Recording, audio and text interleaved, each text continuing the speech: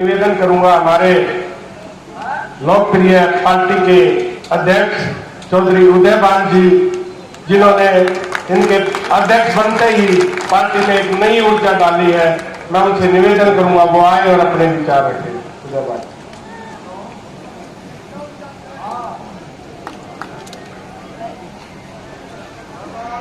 हरियाणा प्रदेश ही नहीं बल्कि पूरे हिंदुस्तान के युवा हृदय सम्राट,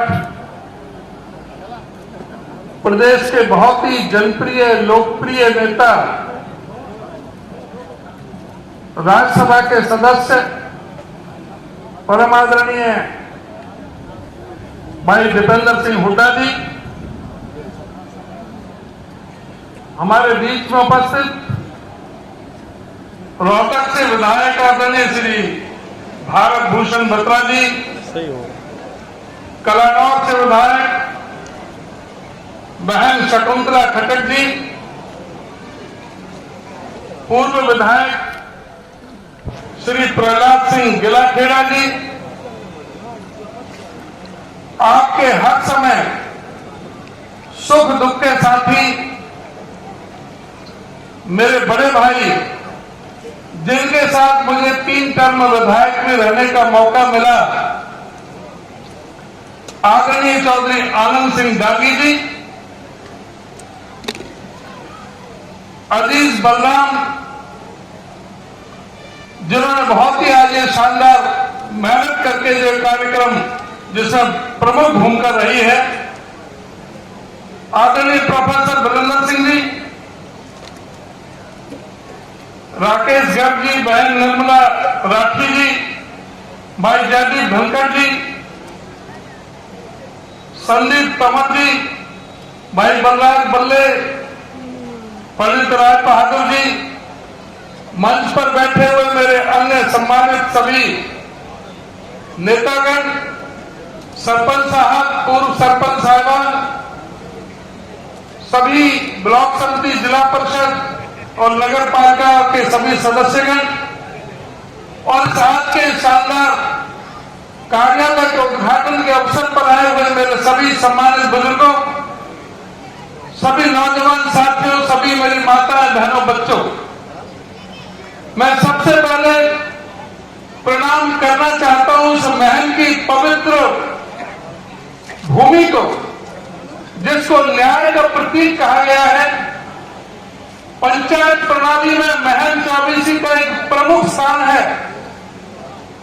सभी हरियाणा प्रदेश की राजनीति और हमारे सभी खातों की राजनीति में, और जो महल में जो न्याय जो लड़ा जाता है, उसका ये परिणाम हुआ कि इस प्रदेश से बड़े बड़े तानाशाहों को धूल चटाने का काम इस महल की धरती ने किया है, प्रजा ने किया है। हमारे आदरणीय डांगी साहब ने जिस तरह के जो संघर्ष किया, जिस तरह से उन पर जुल्म ढाए गए, जिस तरह से आतंकवादी गतिविधियों के कारा जैसे कानून उनके पर थोपे गए, ये आपकी जो शक्ति थी, आपकी जो ताकत थी, जिस ताकत की वजह से उस समय की जो सबसे बड़ी जो शक्तिशाली जो तानाशाह थे, उनको धूल चटाने का जो आपने काम किया, वो संघर्ष सदा ही आपको हमेशा याद रहेगा।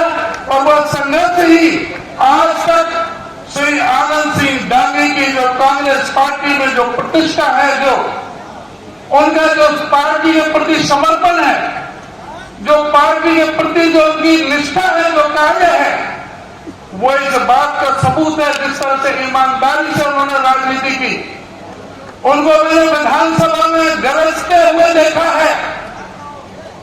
यहाँ के किसानों की लड़ाई लड़ने के लिए, मजदूरों की लड़ाई लड़ने के लिए एक पूरी तरह से भूमि पुत्र की तरह उन्होंने विधानसभा में अपनी लड़ाई लड़ने का काम किया। हमारे आदरणीय दीपेंद्र हुड्डा जी, जो इस प्रदेश में नहीं है, देश में उनका कोई, उनका युवा नेता में कोई भी उनका जो सानी नहीं है। आज आपके रोहतक नहीं, महम नहीं, बल्कि हरियाणा प्रदेश के किसी भी कोने में चले जाओ, जितनी डिमांड दीपेंद्र हुड्डा की है इतनी और किसी भी नेता की नहीं है। और हमने तो हमारे यहां पे चर्चा थी, मैं तो आपसे भी पूछना चाहता हूं कि भाई दीपेंद्र हुड्डा जो बात में चर्चा चली अभी, हारा था या हराया गया था? मैं यही सुनना चाह रहा था आपसे। बार बार ये बात हो रही थी, बहुत बड़ी बदमाशी की गई थी, एक बेईमानी के तहत पूरा जो दीपेंद्र हुड्डा पूरा इस भारतीय जनता पार्टी की सरकार का जो आंख की जो किरकिरी बने हुए थे, जिन्होंने पूरी तरह से लोकसभा के अंदर आपका जो परचम लहराया, एक साधारण व्यक्ति की तरह उनके कभी अहंकार उनके पास नहीं आया। जो भी व्यक्ति उनके पास में गया, बूढ़ा हो, बुजुर्ग हो, कोई भी उसका युवा साथी हो, छोटी उम्र का हो, उसे ऐसे हाथ पकड़ के ले जाते, कोई घर ले जाता, कोई घर ले जाता। अगले को खाने पीने की भी ध्यान नहीं रहती। कभी कभी तो बीच में देखा रोटी का आदि छोड़ के भाग के चल दी कि वहां मुझे जाना है। अपने खाने पीने का भी ध्यान नहीं रहता। ऐसा जनसेवक मैंने अपनी जिंदगी में देखा नहीं है। इनको शक्ति देने का, ताकत देने का इनकी जरूरत सारे हरियाणा को है। जिस तरह से डांगी साहब ने, जयप्रकाश जी ने कहा था, इनकी आवश्यकता प्रदेश के हर कोने में है। आपको इनको फ्री करना पड़ेगा और 90,000 क्यों 10,000 के पीछे छोड़ दिए, लाख का ही आंकड़ा पूरा करना पड़ेगा। करोगे? हाथ ऊपर उठाएगा कहा दोनों। वो लाख का आंकड़ा पूरा करना आपकी जिम्मेदारी है। और जो महम के अंदर जो फैसला लिया जाता है उसकी एक बहुत बड़ी उसकी शान है। तो इसमें पीछे नहीं रहना, आपने वादा किया है 1 लाख से कम वोट हो ही नहीं चाहिए, ये आपकी जिम्मेदारी। साथियों, बहुत समय हो गया, बहुत देर से समय आ गया चुनाव का। चुनाव बिल्कुल बच चुका है, तराजू आपके हाथ में है। अब फैसला आपने लेना है। भाई झूठे जुमलेबाजों की सरकार चाहिए या चौधरी भूपेंद्र सिंह हुड्डा जो कांग्रेस पार्टी के शासन में जो काम हुए तो उनकी सरकार चाहिए? आपको ये सोचना पड़ेगा कि जो कहता था नरेंद्र मोदी कि मैं किसानों की आमदनी 2022 तक दुगनी कर दूंगा, किसी की आमदनी दुगनी हुई है क्या?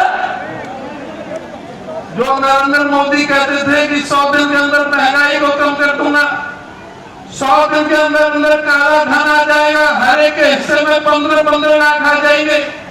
जो नरेंद्र मोदी कहता था कि हवाई चप्पल वाले हवाई जहाज में घूमेंगे, जो नरेंद्र मोदी कहते थे कि 100 स्मार्ट सिटी बना दूंगा, जो नरेंद्र मोदी कहते थे कि ऐसा कोई शहर नहीं रहेगा जिसके छत पर मकान नहीं होगा, जो नरेंद्र मोदी कहते थे कि गंगा जमुना को साफ कर दूंगा, क्या अब इन जुमलेबाज की जरूरत है? इनको हटाना पड़ेगा कि नहीं पड़ेगा? जो कहता था कि 100 दिन मुझे इस धरती की मैं देश नहीं बिकने दूंगा, आज जल थल नव सब बिकाऊ है। आज हवाई जहाज बेचे जा रहे हैं, हवाई अड्डे बेचे जा रहे हैं, रेलवे स्टेशन ट्रेनें बेची जा रही है, बंदरगाह बेचे जा रहे हैं, कोयले की खदानें बेची जा रही है, बिजली पावर स्टेशन बेचे जा रहे हैं, सड़कें बेची जा रही है, गोदाम बेचे जा रहे हैं, यहाँ तक कि बैंक और इंश्योरेंस कंपनियां बेचे जा रही हैं। Bharat heavy electronics limited, Bharat electrical limited, उनको बेचा जा रहा है। इन्होंने कुछ कमा के दिया जो बेचने में लगे? इन्होंने, कांग्रेस ने कमा के दिया। कांग्रेस ने जो इंस्टीट्यूशन खड़े किए आज उनको बेचने के लिए लगे हुए हैं। और आज जो लोकतंत्र को बचाने के लिए जो इंस्टीट्यूशन कांग्रेस ने, जो संविधान में जो प्रदान किए गए थे, जो बाबा साहब डॉक्टर भीमराव अम्बेडकर जी ने, हमारे पंडित जवाहरलाल नेहरू जी ने, हमारे सरदार पटेल जी ने, विठल भाई पटेल, और जो दूसरे हमारे कांग्रेस के जो नेता थे जिन्होंने संविधान देश के अंदर लागू किया, हमारे आदरणीय चौधरी रणजीत सिंह हुड्डा जी ने, तो जो संविधान को लागू करने के लिए, संविधान को कंट्रोल करने के लिए जो संवैधानिक एजेंसियां बनाई गई थी, चाहे वो जुडिशरी हो, चाहे इलेक्शन कमीशन हो, चाहे ईडी हो, चाहे सीबीआई हो, आज सब पर खतरे क्यों मंडरा रहे हैं? इस देश के अंदर सारी इंस्टीट्यूशन क्यों आज खतरे में है? आज इन इंस्टीट्यूशन को बचाने की आवश्यकता है और उसकी जिम्मेदारी आप पर है। आपको पूछना पड़ेगा, इस खट्टर सरकार को, खट्टर जी के कोई मंत्री आए तो बताएं कि जब 2014 में आपको सत्ता सौंपी थी, जब 70,000 करोड़ का कर्जा था, आज 4 लाख करोड़ का कर्जा कैसे हो गया? आज कोई बच्चा अपने माँ के पेट से जन्म ले रहा है तो वो 1,42,800 रुपए का कर्जा लेकर के क्यों पैदा हो रहा है? आगे पूछने की जरूरत है कि इस प्रदेश, हरियाणा प्रदेश हिंदुस्तान में बेरोजगारी में नंबर 1 क्यों है? जो प्रदेश नंबर 1 पे होता था आज सबसे नीचे क्यों है? आज महंगाई में सबसे नीचे क्यों है? आगे पूछना पड़ेगा, इस प्रदेश में 32 बार पर्चे क्यों लीक हुए हैं? हमारे यूथ के साथ क्यों मजाक किया जा रहा है? आगे पूछना पड़ेगा कि परिवार पहचान पत्र को हथियार बना करके 9,60,000 गरीब लोगों के राशन कार्ड काटने का महापाप सरकार ने क्यों किया है?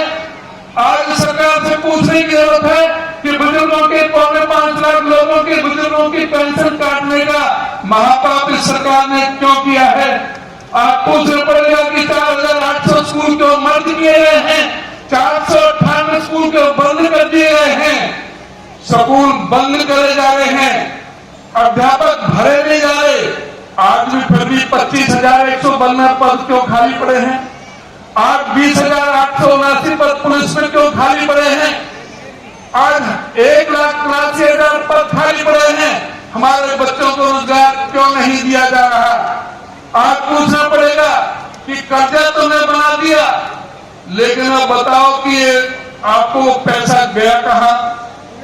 हुड्डा साहब जब मुख्यमंत्री थे, हुड्डा साहब मुख्यमंत्री थे तो 4 बड़े बिजली के कारखाने लगाए थे, 5400 मेगावाट बिजली के कारखाने लगाए थे।